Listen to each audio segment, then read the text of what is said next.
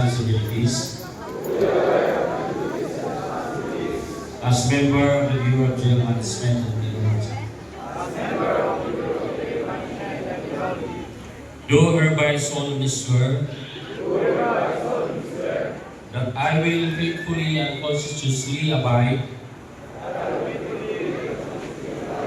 with the code of conduct and ethical standards of the service, set example of the faithful observance and respect for law.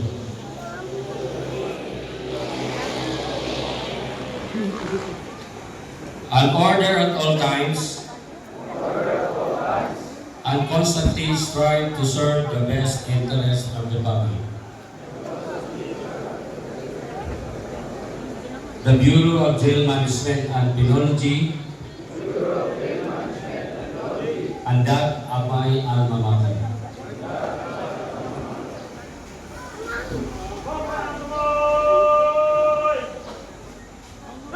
Thank you, sir. Please be seated.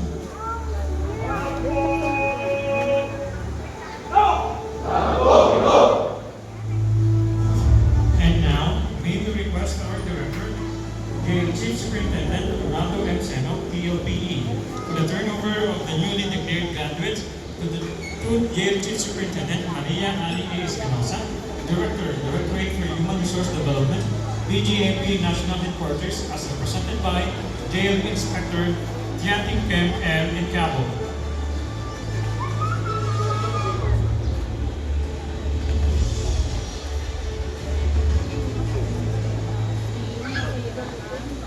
At this juncture, I hereby turn over the 300 strong men and women graduate of JBRC Class 2025-06 to the Directorate for Human Resource and Development, represented by Jail Inspector Tianting Kem L. in Cabo, for your acceptance.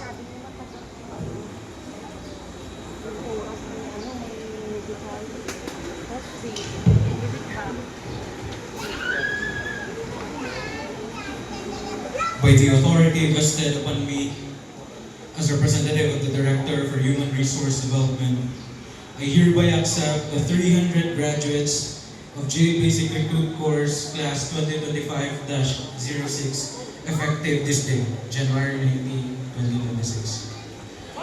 To the graduates, you are directed to report to your respective units on Friday, January 30, 2026. Also, you shall submit copies of your graduation documents to the BGMP NHQ DPRM Regional Office PRMD.